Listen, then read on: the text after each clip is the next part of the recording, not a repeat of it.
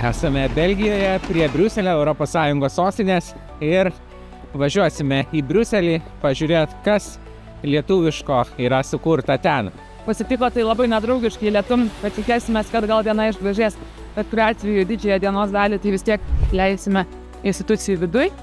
Tai gal tas 7 metus tik smarkiai neturėtų gąsdinti. Lankysim tiek Lietuvos atstovybę ir žiūrėsim kitų lietuviškų vietų. Viską parodysim šiame video. Ir nors šiaip šitą ekspediciją vyksta automobiliu, kemperiu, bet šįsyk teko iškeisti į traukinį, kadangi mūsų automobilis atitinka tik Euro 4 standartą, o dyzeliniams automobiliams į Briuselį galima įvažiuoti tik nuo Euro 5 standarto. Tai čia dabar einam apie pusvalandį į Waterloo stotį. Waterloo beje ta vieta, kur garsusis Napoleono paskutinis mūšis vyko, tai netoli nuo čia. Ir taip, Abos daina apie tai. Ir traukinio tikimės nuvažiuoti prie pat Europarlamento.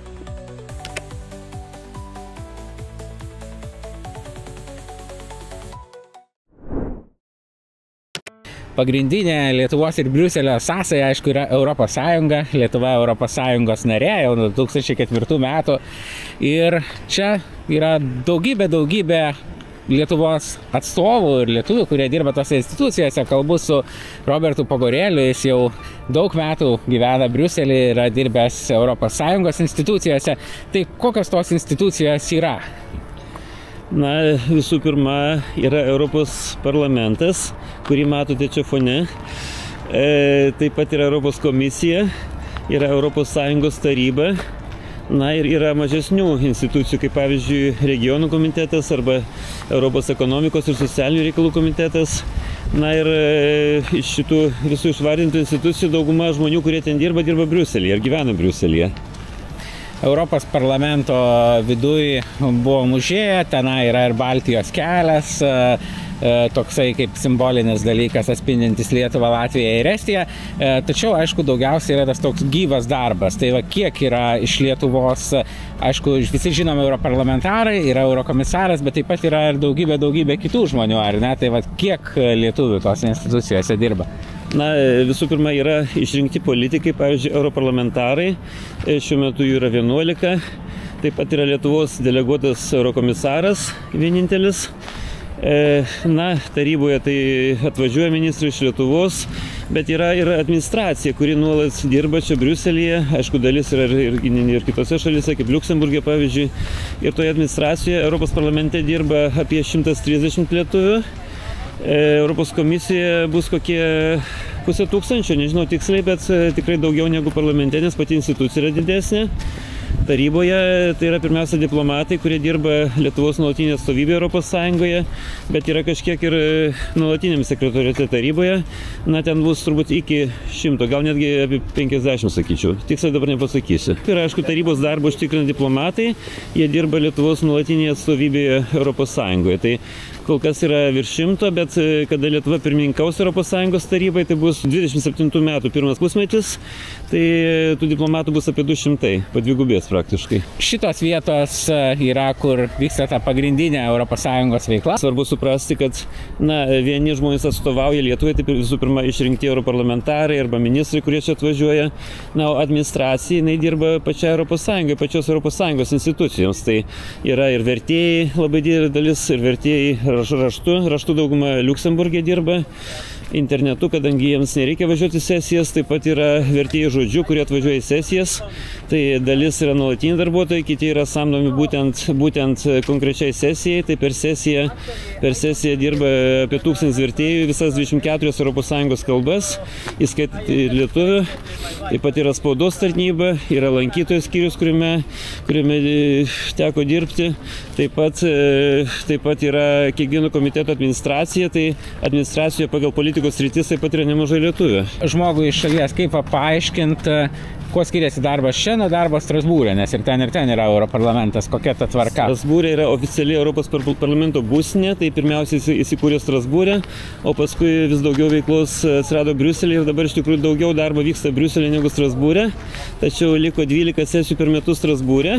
Na ir šalia Europos Sąjungos institucijų dar yra tokia Europos taryba, kita organizacija, kuri nėra tas pats, kas Europos Sąjungos taryba. Yra daug skirtingų tarybų, yra daug kas painioja. Iš tikrųjų ir tai tarybai priklauso Europos žmogaus teisių teismas, kuris irgi dirba Strasbūre.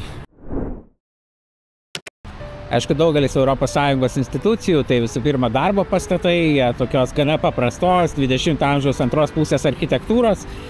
Galime suprasti, jie, aišku, bus paveldas kada nors, nes čia prasidėjo tarptautinė organizacija. Tačiau iš tokių gražesnių vietų turistui aplankyti įdomesnių, tai man asmeniškai turbūt yra labiausiai Mini Europos parkas. Ten įvairios Europos šalys pasirūpino, kad būtų svarbiausių jų kultūrinių vertybių sumažintos kopijos. Ir taip pat yra Vilniaus universitetas. Ten jau esam lankėsi praeityje ir visų pirma atėjom pamatyti Vilniaus universiteto, bet pasivaikščioti buvo labai įdomu ir pamatyti daugybę tokių įspūdingų bažnyčių, pilių, kitų kultūros vertybių iš visur Europoje. Einame į Lietuvos atstovybę prie ES. Pati atstovybė ten veikia ne taip ilgai, 20 metų. Ir pastate to lietuviško paveldo galbūt nėra tiek daug, bet jis vis tiek įdomus, nes tai yra 19 amžiaus antros pusės pastatas, jam daugiau nei 100 metų. Ir anksčiau va čia visur buvo tokie pastatai, tai vadinamas Leopoldo rajonas, bet viskas praktiškai išgriauta, pastatytos ES institucijos ir tie pastatai išnyko. O va tas Lietuvos atstovybės pastatas 1870 metų yra vienas tikrai nedaugelio, kurie liko. Taip kad ne tiek lietuviškas paveldas galbūt, bet Lietuvos atstovybė padėjo išsaugoti tą belgišką paveldą, kurio dėja čia daug kur Briusely sunyko ir sunaikinta.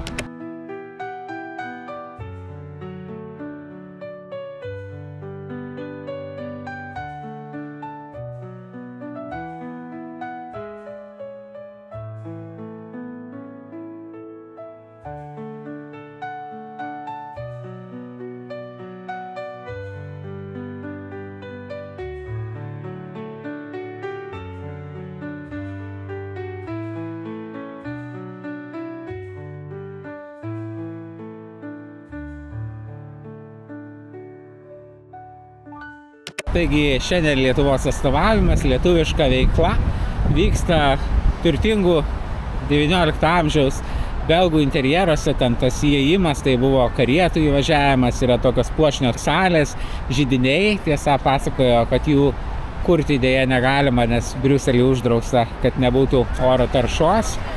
Aišku, yra minusų ir mažai šalių turi tokias senas atstovybės. Daugelis, kaip ir ES institucijos, turi naujus modernius pastatus, bet atmosferą lietuviškoje atstovybė tikrai turi, ko galbūt kitos atstovybės kartais stokoja.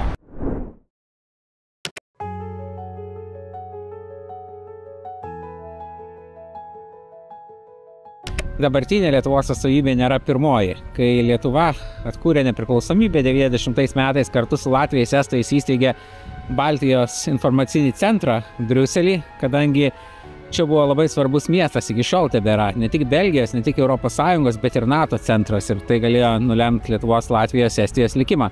Ir senieji užsienio lietuviai suprato, koks tai svarbus miestas, todėl Kanados lietuviai susivietė ir štai nupirko šitą pastatą, skyrė 2 milijonus, surinko dolerių. Ir čia buvo pirmoji Lietuvos atstovybė prie ES. Tačiau, kai Lietuva įstojo į ES, tai aišku, tokios atstovybės nebeužtenka, nes tas atstovavimas tai jau nebėra kaip kažkokios užsienio šalies, tačiau tai yra dalyvavimas ES tarybos veikloje ir taip toliau, ir dabar virš 100 darbuotojų yra Lietuvos atstovybėje prie ES. Galima sakyti, kad tas indėlis aukojusių Kanados lietuvių iki šiol tęsiasi, kadangi tą pastatą pardavus gauti pinigai buvo panaudoti įsigyti dabartiniai atstovybei. Šiaip va čia aplink šitą pastatą dar galima pamatyti daugiau tų tokių senųjų pastatų. Taip anksčiau atrodė Briuselis, daug mažų siaurų pastatėlių.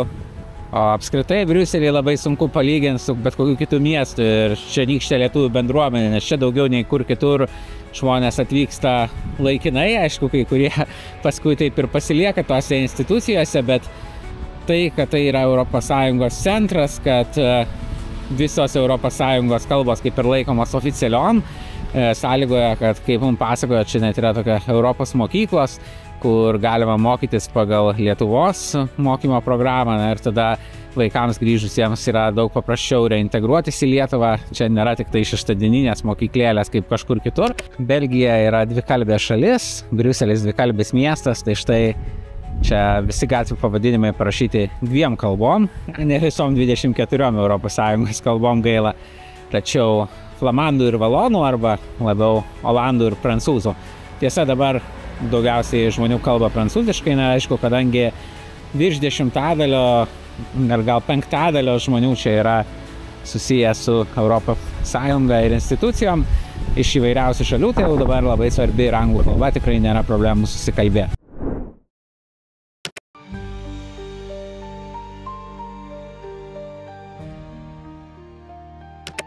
Europos istorijos namuose, tai Europarlamento projektas, radom šiek tiek dalykų susijusių su Lietuva, tarp visų knygų, pavyzdžiui, ir laikraščių 19 amžiaus buvo ir Aušra, lietuviškas laikraštis, bet šiaip tikrai mažai yra tų eksponatų, daugiau ta tokia galbūt istorija per tokią politinę, korektišką perspektyvą, tai aišku, galbūt tikėjausi šito daugiau.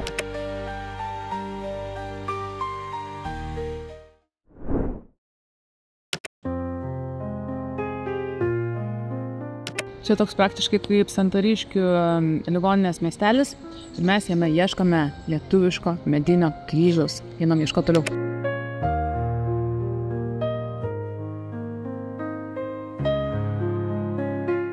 Vienas pirmųjų paminklų, kuriuos pastato lietuviai, dažnai būna tradicinis lietuviškas kryžius, tai čia irgi matom Betliejaus vienuolyne Dufelio mieste yra lietuviškas kryžius.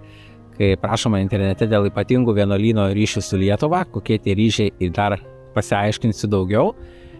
Pradžioje svarbiausia buvo rasti patį kryžių, nes nekartą yra tai buvę, kad kryžius sakoma, kad kažkur stovi, bet nuvažiuojam ten ir jo nerandam, vis dėlto kryžiai yra mediniai paminklai ir jie nestovi taip amžinai, kaip pavyzdžiui akmeniniai ir metaliniai paminklai, tai būna, kad jeigu neprižiūri ten kokių 15-20 metų jau to kryžiaus nėra, kuris nufotografuotas senose knygose. Dabar įsitikinom, kad jis čia tikrai yra ir daugiau parinksim informacijos, kokiegi šito vienuolyno ryšiai su Lietuva, kurie paskatino ne tik šitą kryžių su užrašu Anykščiai pastatyti, bet taip pat, kai girdėjom, privačioje teritorijoje vienuolyne dar yra kitas kryžius iš Ukmergės.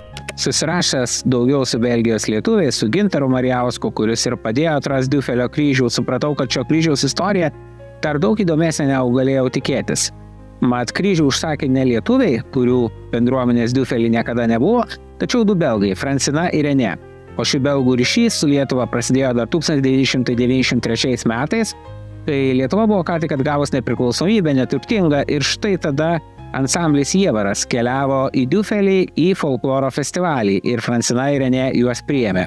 Jų pagalba lietuviams nuo čia tik prasidėjo, kadangi jie rinko labdarą patys, taip pat ir kartu su vienuolėm Betliejaus vienuolyno, kurio mokyklą Francina buvo pabaigus. Na ir štai būtent jie pasirūpino, kad Betliejaus vienuolyne atsirastų lietuviški kryžiai. O kadangi nieko panašaus daugiau Belgijoje nėra, tai tie kryžiai tapo ir savotišku Belgijos lietuvių centru. Ar bent jau simbolio. Kuo tikslesnės tokių vietų istorijas man sužinot labai svarbu, kadangi šių ekspedicijų gabalėlė Lietuvos tikslas yra enciklopedija gabalėlė Lietuvos internete, kur išsamei aprašau visų lietuviškų vietų visame pasaulyje istorijas.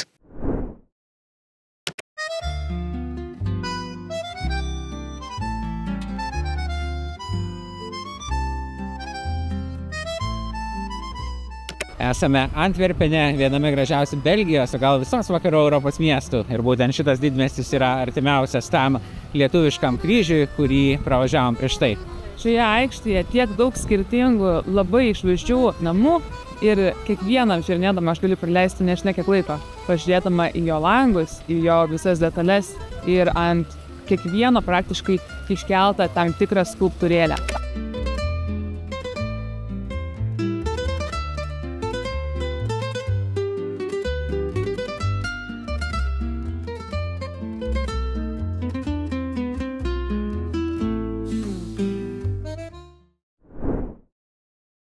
Ekspedicija intensyvi, dabar jau naktis naktelė, bet mes dar įdėsime keletą valandų iki Vokietijos. Pusė 11, tai kaip dažnai būna po vidurnakčio nueisim gult, turbūt, o per šią ekspediciją iš viso aplankysim 11 šalių, dalį jau aplankėm.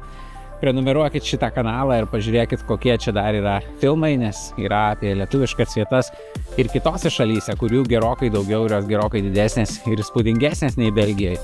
Ir mūsų laukia dar ne viena, ne dvi ir ne 5 Europos šalys ir visos nuostabios lietuviškos vietos juose. Netrukus sėsim į savo gyvenamąjį automobilį ir važiuosim toliau. Likite kartu ir keliaukim drauge.